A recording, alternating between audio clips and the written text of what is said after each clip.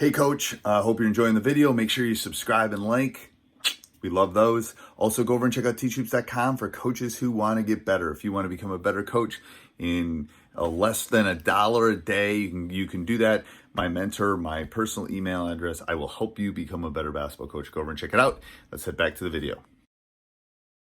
Hey everybody, welcome. Before we get on to this interesting topic, there's a couple things that I want to do. First of all, give a shout out to teachhoops.com for coaches who want to get better. One-stop shop for basketball coaches, so make sure you go over and check that out. Also, go over and check out our sponsor, Dr. Dish, the #1 shooting specialty on the market. Go over and check them out. Mention us, get $350 off your next purchase. They will take really good care of you. So today I'm going to talk about a score of a game that just recently happened in our state. Private school in the Milwaukee suburbs, Dominican, beat a team 122 to 24. So not quite 100 points. From what I understand, it was 80 to 15 at halftime.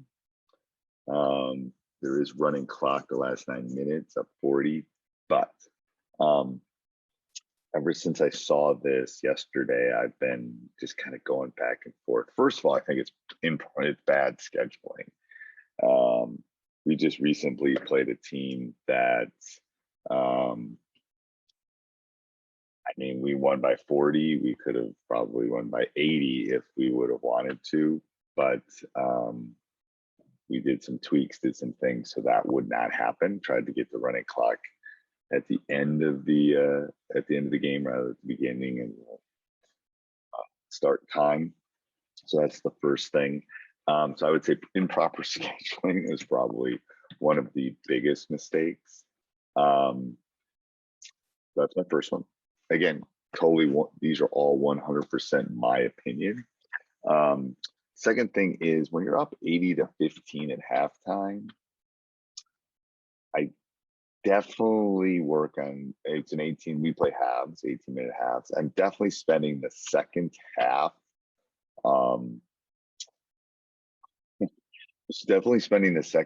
working on my delay game, and some of my passing things.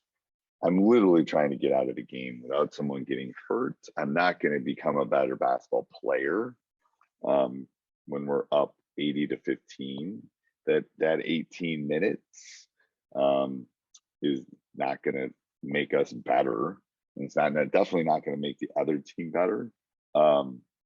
There should almost be a mercy rule at that point because you can't come back. It's not possible. You're not going to win the game. So there should almost be a faster running clock, and there should be maybe a mercy rule. So the other coach could say, we're just done. We're overmatched. This is just too much. I philosophically have a problem with someone winning by 100. And I've had some really good teams, and I could have put some world of hurt on people, and I would have never done that. Just from an education-based program, I don't think we're teaching not only the players, but the parents and the community and anything by beating someone that bad. You're obviously better. You're obviously going to win the game. So I don't think you're teaching them life skills. You're definitely not teaching them life lessons. And I'm not sure exactly the pluses versus the negatives. So you would be better off stopping the game and going and getting a scrimmage, go practice afterwards, something like that, than beating a team almost by 100 points. So I philosophically have a lot of issues with this, and maybe it's because I'm an old dog, but I would put some of my top teams against any of the top teams in the last 20 years in the state of Wisconsin, and I wouldn't have done that to people. I honestly think it's just not right. on so many levels. So I'd love to hear what you think, your thoughts. Leave them down in the comments. What do you think of a score that looks like that? What do you think? Do you think it's okay? Do you think it's not okay? Definitely open for opinions and observations when it comes to this. All right. Have a great day, everybody. Hey, I just want to add one more thing or discussion point about blowouts or big scores I didn't add in the previous one. That Minnesota just recently added the shot clock, or looks like they're going to do in 2023. Does the shot clock have anything to do with increase in scores or blowouts? Will more, and I don't know the answer to this, I'm just throwing it out for discussion. Will the shot clock, like a 35, 40-second shot clock, will that affect blowouts? Will it affect the almost 100-point score that I was discussing earlier, or won't it? I don't, as a statistician, I don't have enough data, or I haven't gone back and looked at old stuff to kind of know how that will make it fall. But I think the shot clock is something that definitely needs to be in that discussion point when we're talking about mercy rules or blowouts or 100-point victories. And again, do I think we need a shot clock in high school basketball? Probably not. I mean, is it going to matter? It'll be interesting if we definitely get one. We get one in Wisconsin, and then do we go back to quarters? Do we stay with halves? So that will be an interesting twist. Do we do that?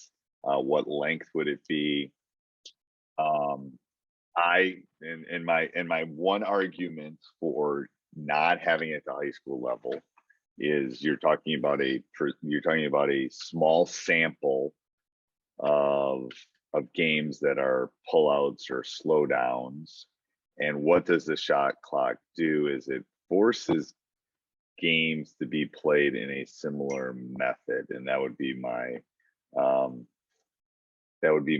it's going to look like a lot of the college games now, and you're not going to see all the variation of different types of zones or mans or things like that. So I don't know.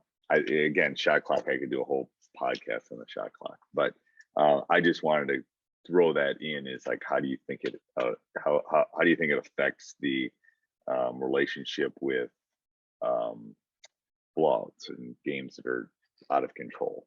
Okay, have a great day. Bye. Hey, Coach, hope you're liking the video. If you are, make sure you hit like down below. That helps us a ton. Also, make sure you subscribe and hit the little bell up above. You'll get a notification every day when we put our new video up. Go over and check out teachhoops.com for coaches who want to get better.